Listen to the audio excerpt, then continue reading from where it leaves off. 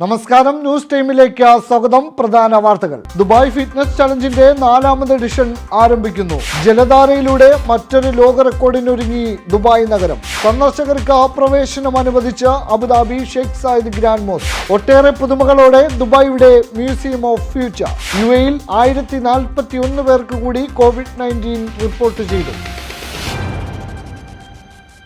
വിശദമായ വാർത്തകളിലേക്ക്. Dubai fitness ചലഞ്ചിന്റെ 4ാമത് edition ആരംഭിക്കുന്നു. ശാരീരിക ക്ഷമത വർദ്ധിപ്പിക്കുന്നതിന് ലക്ഷ്യമിട്ട് നടക്കുന്ന പരിപാടി ഒക്ടോബർ 30-നാണ് ആരംഭിക്കുക.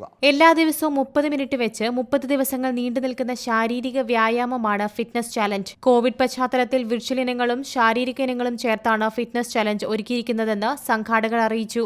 ദുബായ് നഗരത്തിലെ മുഴുവൻ സ്വദേശികളെയും വിദേശികളെയും ശാരീരിക പരിശീലനത്തിലൂടെ പ്രതിരോധശേഷി ഉയർത്താനും കാര്യക്ഷമതയുള്ള ഒരു സമൂഹത്തെ വാർത്തെടുക്കാനും ലക്ഷ്യമിട്ടാണ് ദുബായ് ഫിറ്റ്നസ് ചലഞ്ച് ഒരുക്കുന്നത്. അവരവർക്ക് താൽപര്യമുള്ള വ്യായാമ മുറകൾ തിരഞ്ഞെടുത്ത ശേഷം DFCയുടെ വെബ്സൈറ്റ് വഴി പേരുകൾ രജിസ്റ്റർ ചെയ്യാവുന്നതാണ്. ചലഞ്ചിന്റെ കൂടുതൽ വിവരങ്ങളും സംഘടിപ്പിക്കുന്ന വിവിധ പരിപാടികളുടെ വിശദവിവരങ്ങളും വെബ്സൈറ്റിൽ പ്രസിദ്ധപ്പെടുത്തിയിട്ടുണ്ട്. ദുബായ് കിരീടാവകാശി Sheikh Hamdan bin Mohammed bin Rashid Al മക്തൂമാണ് 2017 ദുബായ് ഫിറ്റ്നസ് ചലഞ്ച് എന്ന നൂതനാശയത്തിന് തുടക്കം കുറിച്ചത്. അബുദാബി 24/7. ദുബായ് നഗരം മറ്റൊരു ലോക റെക്കോർഡ് നേട്ടത്തിന് തയ്യാറെടുക്കുകയാണ്. ലോകത്തിലെ ഏറ്റവും വലിപ്പമേറിയ ജലധാര സ്ഥാപിച്ചാണ് റെക്കോർഡുകളുടെ നഗരം പുതിയ ചരിത്രം സൃഷ്ടിക്കാൻ ഒരുങ്ങുന്നത്. ഒക്ടോബർ 22-നാവും ആ ചരിത്ര നിമിഷം പിറക്കുക. ഏറ്റവും വലിപ്പമേറിയ വാട്ടർ ഫൗണ്ടനായ ദുബായ് ഫൗണ്ടനെ 2ാം സ്ഥാനത്തേക്ക് മാറ്റിയാകും പാം ഫൗണ്ടൻ. ജലധാരകളിലൂടെ ഗിന്നസ് വേൾഡ് റെക്കോർഡ് പേജിൽ പുതിയ നേട്ടത്തിന്റെ ചരിത്രം കുറിക്കുക. പാം ജുമേറയിലെ ലൈഫ് സ്റ്റൈൽ ആൻഡ് ഡൈനിങ് കേന്ദ്രമായ പോയിന്റയിലാണ് പുതിയ ഫൗണ്ടൻ സ്ഥാപിച്ചിരിക്കുന്നത്. ഉദ്ഘാടന ദിവസത്തെ പ്രവേശനം സൗജന്യമായിരിക്കുമെന്നും വിവിധ കലാപരിപാടികൾ ഒരുക്കുമെന്നും സംഘാടകർ അറിയിച്ചു. വൈകിട്ട് 4 മണിക്ക് പരിപാടികൾ ആരംഭിക്കും. DJ പാർട്ടികൾ, ഡാൻസ്, ലൈവ് മ്യൂസിക്, കരിമരുന്ന് പ്രകടനങ്ങൾ തുടങ്ങിയ പരിപാടികളാണ് ഉദ്ഘാടന ദിവസത്തിൽ ഒരുക്കിയിരിക്കുന്നത്. രാത്രി 8 മണിക്ക് പോയിന്റയിലെ 30 റെസ്റ്റോറന്റുകളിൽ നിന്നും പാം ഫൗണ്ടന്റെ ആദ്യ പ്രദർശനം കാണാനാകും. തുടർന്നുള്ള ദിവസങ്ങളിൽ വൈകിട്ട് 7 മുതൽ 12 മണി വരെയുള്ള സമയങ്ങളിൽ 20 ഷോകൾ നടത്താനാണ് തീരുമാനിച്ചിരിക്കുന്നത്. 14,000 ചതുരശ്ര അടി വിസ്തീർണത്തിലുള്ള ഫൗണ്ടനിൽ 3000 LED ലൈറ്റുകളാണ് സ്ഥാപിച്ചിരിക്കുന്നത്. സമുദ്രജലം നേരിട്ട് ഉപയോഗിക്കുന്ന ഇവിടെ 105 മീറ്റർ വരെ ഉയരത്തിൽ ജലധാരയെത്തും. 86 ആധുനിക സ്പീക്കറുകൾ ഉൾപ്പെടെ ഉന്നത നിലവാരമുള്ള ഓഡിയോ സംവിധാനമാണ് ഇവിടെയുള്ളത്. താല്പര്യമുള്ളവർ പ്ലാറ്റിനം ലിസ്റ്റിന്റെ വെബ്സൈറ്റിലൂടെ സൗജന്യ ടിക്കറ്റുകൾ എടുക്കണമെന്നും ബന്ധപ്പെട്ടവർ അറിയിച്ചു. രജിസ്റ്റർ ചെയ്യുന്നവരിൽ ആദ്യത്തെ 5000 ആളുകൾക്ക് സൗജന്യമായി LED റിസ്റ്റ് ബാൻഡുകൾ നൽകുമെന്നും അറിയിച്ചിട്ടുണ്ട്. അബുദാബി 24/7. യുഎയിൽ 1041 പേർക്ക് കൂടി COVID-19 രേഖപ്പെടുത്തിയതായി ആരോഗ്യ മന്ത്രാലയം അറിയിച്ചു. 1001 പേർ കൂടി ഇന്ന് രോഗമുക്തി നേടിയതായും മന്ത്രാലയം അറിയിച്ചു. ഇന്ന് മരണം റിപ്പോർട്ട് ചെയ്തിട്ടില്ല. ഇതുവരെ രാജ്യത്ത് COVID-19 തുടർന്ന് ആകെ 426 പേരാണ് മരിച്ചത്. അബുദാബി ഷെയ്ഖ് സായിദ് ഗ്രാൻഡ് മോസ്കിലേക്ക് ഇന്നു മുതൽ സന്ദർശകർക്ക് പ്രവേശനം അനുവദിച്ചു.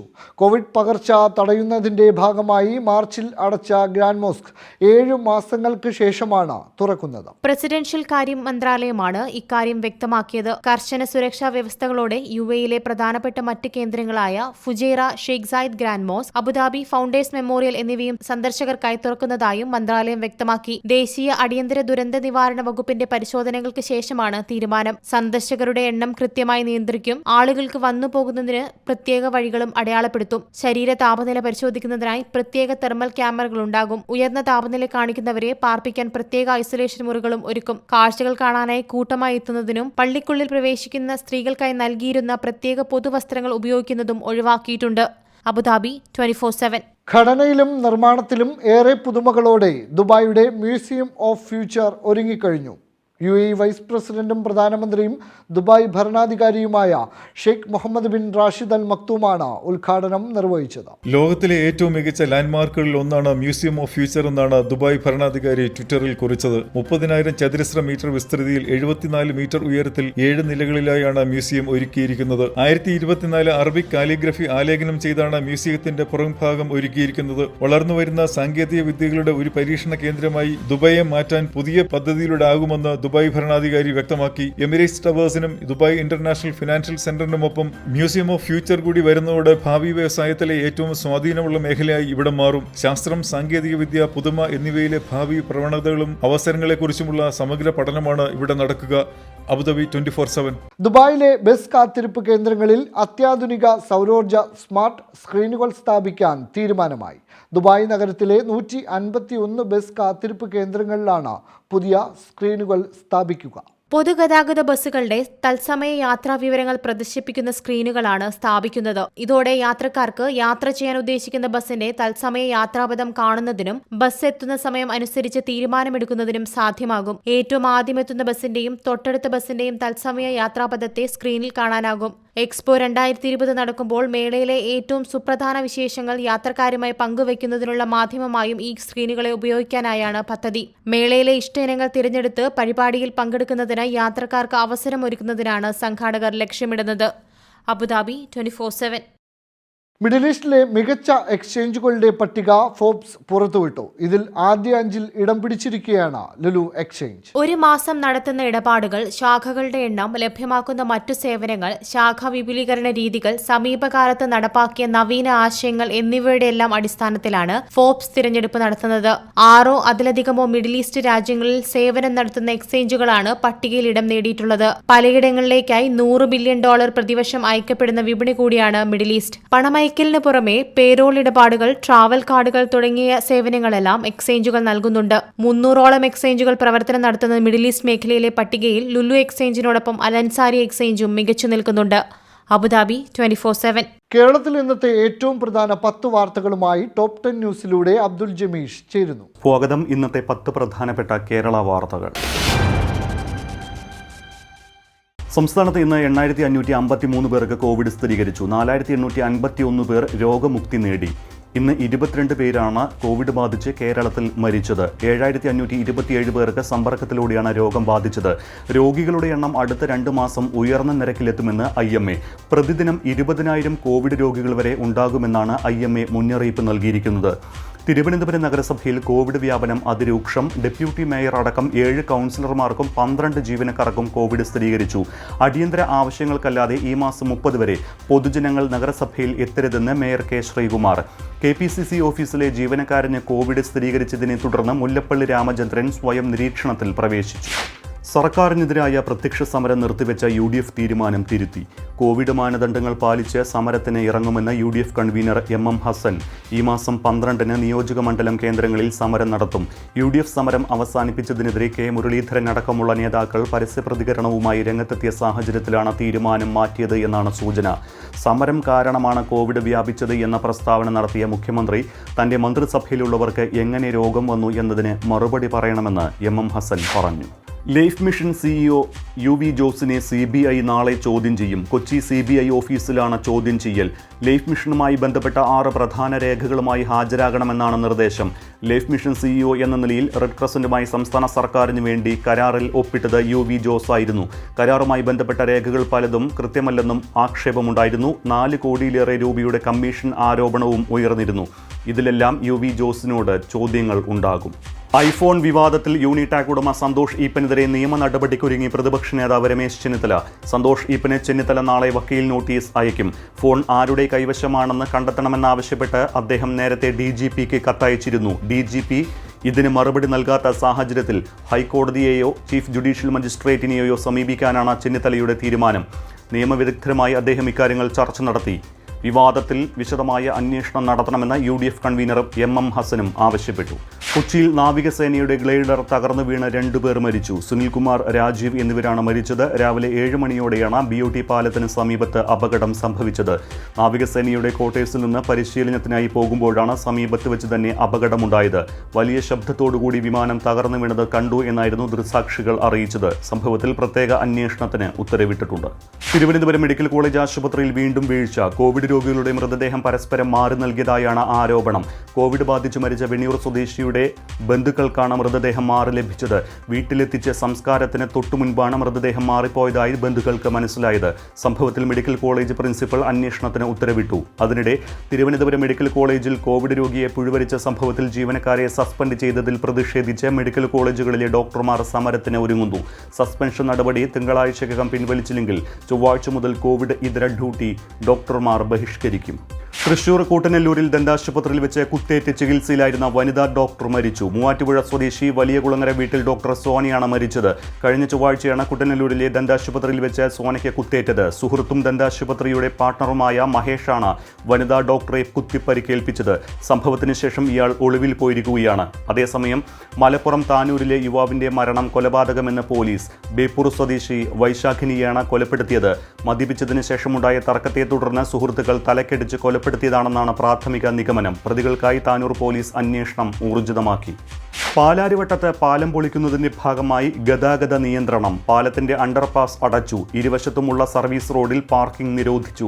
പാലാരിവട്ടം സിഗ്നലിന് ഇരുവശത്തും ദേശീയപാതയിൽ 700 മീറ്റർ സഞ്ചരിച്ചാൽ യു ടേൺ എടുക്കാൻ സൗകര്യമുണ്ടാകും. സിഗ്നലിൽ തിരക്കൊഴിവാക്കാൻ 2 വഴികൾ കൂടി ട്രാഫിക് പോലീസ് നിർദ്ദേശിക്കുന്നുണ്ട്. ഒരാഴ്ച പരീക്ഷണാടിസ്ഥാനത്തിലാണ് നിയന്ത്രണം. പഠിച്ച ശേഷം ആവശ്യമായ മാറ്റങ്ങൾ വരുത്തുമെന്ന് DCP G പൂങ്കുഴലി പറഞ്ഞു. പോപ്പുലർ ഫിനാൻസ് ഉടമകളുടെ രാജ്യമെമ്പാടുമുള്ള സ്വത്തുക്കൾ എൻഫോഴ്സ്മെന്റ് ഡയറക്ടറേറ്റ് മരവിപ്പിച്ചു. രജിസ്ട്രാർമാർക്കും ബാങ്കുകൾക്കും എൻഫോഴ്സ്മെന്റ് ഡയറക്ടറേറ്റ് കത്ത് നൽകിയിട്ടുണ്ട്. കേസിൽ പോലീസ് കസ്റ്റഡി അവസാനിക്കുന്നതിന് പിന്നാലെ പ്രതികളെ തിങ്കളാഴ്ച എൻഫോഴ്സ്മെന്റ് ഡയറക്ടറേറ്റ് അറസ്റ്റ് ചെയ്യും. കള്ളപ്പണ ചൂതാട്ട വിരുദ്ധ നിയമപ്രകാരമാണ് എൻഫോഴ്സ്മെന്റിന്റെ കേസ്. ആരോഗ്യവകുപ്പിൽ ശ്രീറാം വെങ്കിട്ടരാമൻ IASന്റെ അനധികൃത ഇടപെടലുകൾക്കെതിരെ ജീവനക്കാർക്കിടയിൽ അമർഷം. ആരോഗ്യ സെക്രട്ടറിയെയും DHSനെയും മറികടന്ന തീരുമാനങ്ങൾ അടിച്ചേൽപ്പിക്കാൻ ശ്രമിക്കുന്നതായാണ് ജീവനക്കാരിൽ ഒരു വിഭാഗം ആരോപിക്കുന്നത്. ഇടപെടലുകൾക്ക് കൂട്ടുനിന്നില്ലെങ്കിൽ പ്രതികാര നടപടികൾ സ്വീകരിക്കുന്നതായും ജീവനക്കാർക്ക് പരാതിയുണ്ട്. കോവിഡ് ഫസ്റ്റ് ലൈൻ ട്രീറ്റ്മെന്റ് സെന്ററുകളുടെ ചുമതലയാണ് ആരോഗ്യവകുപ്പിലെ ഡെപ്യൂട്ടി സെക്രട്ടറിയായ ശ്രീറാമിന്. ഉദ്യോഗസ്ഥരുടെ നിർദ്ദേശങ്ങൾ അവഗണിക്കുന്നതായും ഫയലുകളിൽ തീരുമാനമെടുക്കാൻ വൈകുന്നതായും ആക്ഷേപമുണ്ട്. കോഴിക്കോട് CH സെന്ററിലേക്ക് 125 ഡയാലിസിസിന് വേണ്ടിയിട്ടുള്ള കോഴിക്കോട് ജില്ലാ KMCC കമ്മിറ്റിയുടെ സഹായം കേന്ദ്ര ട്രഷറർ U അബ്ദുള്ള ഫാറൂഖിക്ക് ജില്ലാ CH centre chairman Kasim Malikkandi കൈമാറി. സംസ്ഥാന ഭാരവാഹികളായ അഡ്വക്കേറ്റ് മുഹമ്മദ് കുഞ്ഞി, അസീസ് കാളിയാടൻ, അബ്ദുൽ ബാസിദ് കൈക്കണ്ടി തുടങ്ങിയവർ ചടങ്ങിൽ പങ്കെടുത്തു. നവംബർ 4 മുതൽ ഷാർജ എക്സ്പോ സെന്ററിൽ നടക്കുന്ന രാജ്യാന്തര പുസ്തകമേളയോടനുബന്ധിച്ച് പുറത്തിറക്കുന്ന ബുക്കിഷ് സാഹിത്യ ബുള്ളറ്റിനിലേക്ക് സൃഷ്ടികൾ ക്ഷണിക്കുന്നു. മിനിക്കഥ, മിനി കവിത, കുഞ്ഞു അനുഭവങ്ങൾ, ഓർമ്മ തുടങ്ങിയവ രചയിതാവിൻ്റെ പാസ്പോർട്ട് സൈസ് ഫോട്ടോ സഹിതം ബുക്കിഷ് SIBF@gmail.com എന്ന ഇമെയിൽ വിലാസത്തിൽ ഒക്ടോബർ 15 മുമ്പായിട്ടാണ് അയക്കേണ്ടത്. മലയാളത്തിൽ ടൈപ്പ് ചെയ്ത വേർഡ് ഫയലിൽ അയക്കുന്ന സൃഷ്ടികളിൽ യോഗ്യമായവ മാത്രമാണ് പ്രസിദ്ധീകരിക്കുക. കൂടുതൽ വിവരങ്ങൾക്ക് 05041461005 എന്ന നമ്പറിൽ ബന്ധപ്പെടാം. തുടർച്ചയായ 6ാമത്തെ വർഷമാണ് ബുക്കിഷ് പ്രസിദ്ധീകരിക്കുന്നത്. മിഡിൽ ഈസ്റ്റിലെ ഇന്നത്തെ ഏറ്റവും പ്രധാന 10 വാർത്തകളുമായി ടോപ്പ് 10 ന്യൂസിലൂടെ അനിൽ സി ഇടുക്കുള ചേരുന്നു. സ്വാഗതം. മിഡിൽ ഈസ്റ്റിൽ നിന്നുള്ള ഇന്നത്തെ 10 പ്രധാന വാർത്തകൾ. പ്രവാസി അധ്യാപകരെ പിരിച്ചുവിടുന്നതിന് കുവൈറ്റ് വിദ്യാഭ്യാസ മന്ത്രാലയം തീരുമാനമെടുത്തതായി റിപ്പോർട്ട്. 1961 അധ്യാപകരെ പിരിച്ചുവിടുന്നതിനാണ് തീരുമാനം. Islamic education, geography, psychology, philosophy എന്നീ വിഷയങ്ങൾ പഠിപ്പിക്കുന്ന അധ്യാപകരുടെ വിശദാംശങ്ങൾ ശേഖരിച്ചതായാണ് വിവരം. സ്വദേശീവൽക്കരണം ശക്തിപ്പെടുത്തുന്നതിന്റെ ഭാഗമായാണ് പുതിയ തീരുമാനം. ഖത്തർ എയർവേസ് യാത്രക്കാരുടെ സൗകര്യം മുൻനിർത്തി ഫ്ലെക്സിബിൾ ബുക്കിംഗ് സൗകര്യം പ്രഖ്യാപിച്ചു. 2020 ഡിസംബർ 31 മുൻപെടുക്കുന്ന മുഴുവൻ ടിക്കറ്റുകൾക്കുമാണ് ഈ സൗകര്യം നൽകുന്നത്. 2 വർഷത്തേക്ക് ടിക്കറ്റിന് കാലാവധി നൽകാനും എപ്പോൾ വേണമെങ്കിലും തീയതി മാറ്റുന്നതിനുള്ള സൗകര്യവുമാണ് ഇതോടെ യാത്രക്കാർക്ക് ലഭിക്കുക. ചില പ്രത്യേക സാഹചര്യങ്ങളിൽ ടിക്കറ്റിലെ യാത്രാ ലക്ഷ്യവും മാറ്റുന്നതിന് അനുമതി നൽകാനാണ് തീരുമാനിച്ചിരിക്കുന്നത്. അന്തരിച്ച കുവൈറ്റ് അമീറിനോടുള്ള ബഹുമാന സൂചകമായി കുവൈറ്റിലെ ഇന്ത്യൻ സമൂഹം ഇന്ന് ദുഃഖാചരണം നടത്തി. ഇന്ത്യൻ എംബസിയിൽ ദേശീയ പതാക പകുതി താഴ്ത്തിക്കെട്ടി. രാവിലെ 11 മണിക്ക് ഉദ്യോഗസ്ഥർ 2 മിനിറ്റ് മൗനാചരണം നടത്തി. കുവൈറ്റിലെ പ്രവാസികളും മൗനാചരണത്തിൽ പങ്കെടുത്തു. ഇന്ത്യയിലും പുറത്തും ഇന്നാണ് ഔദ്യോഗിക ദുഃഖാചരണം നടന്നത്. ഇന്ത്യയിൽ നിന്നും കുവൈറ്റിലേക്ക് ചാർട്ടർ വിമാനങ്ങൾ വന്നു തുടങ്ങി. സർക്കാർ വകുപ്പുകൾക്കും അനുബന്ധ കമ്പനികൾക്കും സർക്കാർ നൽകിയ ഇളവ് പ്രയോജനപ്പെടുത്തിയാണ് കമ്പനികൾ ചാർട്ടർ വിമാനങ്ങളിൽ സ്വന്തം ജീവനക്കാരെ എത്തിച്ചു തുടങ്ങിയത്. ജസീറ എയർവേസ് കുവൈറ്റ് ഡ്രില്ലിംഗ് കമ്പനിയുടെ 50 ജീവനക്കാരെ കഴിഞ്ഞ ദിവസം കുവൈറ്റിലെത്തിച്ചു. 116 ആരോഗ്യ പ്രവർത്തകരെ കുവൈറ്റ് എയർവേസാണ് കുവൈറ്റിലേക്ക് എത്തിച്ചത്. നേരിട്ട് കുവൈറ്റിലേക്ക് വരുന്നതിനുള്ള വിലക്ക് തുടരുമ്പോൾ ചാർട്ടർ സർവീസ് ആരംഭിച്ചത് സർക്കാർ, അർദ്ധ സർക്കാർ മേഖലകളിലെ പ്രവാസികൾക്ക് പുതിയ പ്രതീക്ഷയാണ് നൽകുന്നത്. ഖത്തറിലെ പ്രമുഖ വ്യവസായിയായിരുന്ന അന്തരിച്ച CK മേനോന്റെ സ്മരണാർത്ഥം ഏർപ്പെടുത്തിയ പുരസ്കാരത്തിന്റെ ആദ്യ അവാർഡ് ഫാദർ ഡേവിസ് ചെറമേലിന്. CK മേനോന്റെ 1ാം ചരമവാർഷികത്തോടനുബന്ധിച്ചാണ് പുരസ്കാരം പ്രഖ്യാപിച്ചത്. സാമൂഹിക സേവനത്തിലും ജീവകാരുണ്യ മേഖലയിലും മികച്ച പ്രവർത്തനം നടത്തുന്നവർക്കായി ഇൻഗാസ് ഖത്തറാണ് പുരസ്കാരം ഏർപ്പെടുത്തിയത്. കിഡ്നി ഫൗണ്ടേഷൻ ഓഫ് ഇന്ത്യയുടെയും ആക്സിഡന്റ് കെയർ ആൻഡ് ട്രാൻസ്പോർട്ട് സർവീസസിന്റെയും സ്ഥാപകനാണ് ഫാദർ ഡേവിസ് ചിറമൽ. മുൻ മുഖ്യമന്ത്രി ഉമ്മൻചാണ്ടിയാണ് പുരസ്കാര ജേതാവിനെ പ്രഖ്യാപിച്ചത്. സൗദി അറേബ്യയിൽ റിയൽ എസ്റ്റേറ്റ് ഇടപാടുകൾക്ക് മൂല്യവർദ്ധിത നികുതി 15-ൽ നിന്നും 5% കുറച്ചു. ഉടമസ്ഥാവകാശ കൈമാറ്റം, വിൽപ്പന എന്നിവയ്ക്കെല്ലാം 5% വാറ്റ് മതിയാകും. സൗദി ഭരണാധികാരി സൽമാൻ രാജാവാണ് ഇത് സംബന്ധിച്ച പ്രത്യേക ഉത്തരവ് പുറപ്പെടുവിച്ചത്. സൗദി പൗരന്മാരുടെ 10 ലക്ഷം ദിർഹം വരെയുള്ള ഇടപാടുകളുടെ വാറ്റ് സർക്കാർ വഹിക്കാനും ഉത്തരവിട്ടിട്ടുണ്ട്. ഖത്തർ ചേംബർ ഓഫ് കൊമേഴ്സും തൊഴിൽ മന്ത്രാലയവും പുതിയ കരാറിൽ ഒപ്പുവെച്ചു.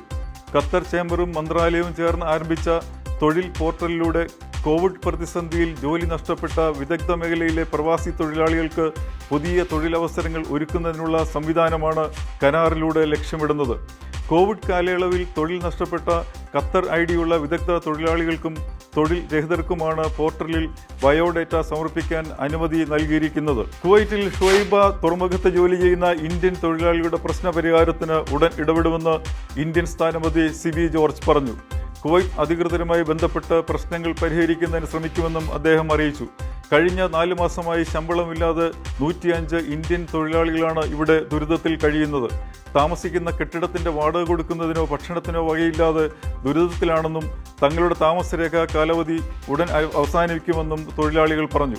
സൗദിയിൽ നിന്ന് 2 മലയാളികളുടെ മരണങ്ങൾ റിപ്പോർട്ട് ചെയ്തു. കാക്കഞ്ചേരി പുൽപ്പറമ്പ് സ്വദേശി കൊടക്കട്ടകത്ത് അഹമ്മദ് കുട്ടിയാണ് മരിച്ച ഒരു മലയാളി. 55 വയസ്സായിരുന്നു. ജിസാനിൽ ജോലിസ്ഥലത്ത് കുഴഞ്ഞു വീണായിരുന്നു മരണം സംഭവിച്ചത്. റംലത്താണ് ഭാര്യ. പെരിന്തൽമണ്ണ അങ്ങാടിപ്പുറം വൈലോങ്കര സ്വദേശി മുന്നക്കൽ മുഹമ്മദ് അലിയാണ് മരിച്ച 2ാമത്തെ മലയാളി. 48 വയസ്സായിരുന്നു. ജിദ്ദയിലെ ഷുഹൈബയിൽ വെള്ളക്കെട്ടിൽ മുങ്ങി മരിച്ചതായാണ് റിപ്പോർട്ട്. GCC രാജ്യങ്ങളിൽ നിന്നും കഴിഞ്ഞ 24 മണിക്കൂറിനുള്ളിൽ ലഭിച്ച കോവിഡ് വിവരങ്ങൾ.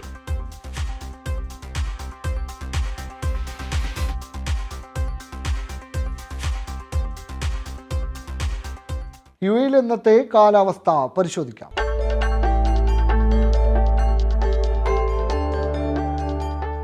സ്വർണ്ണവില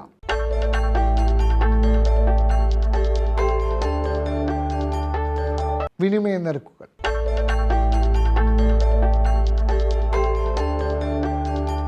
അവസാനമായി പ്രധാന വാർത്തകൾ വീണ്ടും. ദുബായ് ഫിറ്റ്നസ് ചലഞ്ചിന്റെ 4ാമത് എഡിഷൻ ആരംഭിക്കുന്നു. ജലധാരയിലൂടെ മറ്റൊരു ലോക റെക്കോർഡിനൊരുങ്ങി ദുബായ് നഗരം. സന്ദർശകർക്ക് പ്രവേശനം അനുവദിച്ച Abu Dhabi Sheikh Zayed grand mosque. ഒട്ടേറെ പുതുമകളോടെ ദുബായിയുടെ മ്യൂസിയം ഓഫ് ഫ്യൂച്ചർ. UAE-ൽ 1041 പേർക്ക് കൂടി COVID-19 റിപ്പോർട്ട് ചെയ്തു. ഈ വാർത്താ ബുള്ളറ്റിൻ ഇവിടെ പൂർണ്ണമാകുന്നു. വിശദമായ വാർത്തകൾക്ക് www.abudabi247.tv എന്ന വെബ്സൈറ്റ് സന്ദർശിക്കാം. നമസ്കാരം. അബുദാബി 24/7 അബുദാബിയിൽ നിന്നും പ്രവാസികൾക്കായുള്ള ശബ്ദം.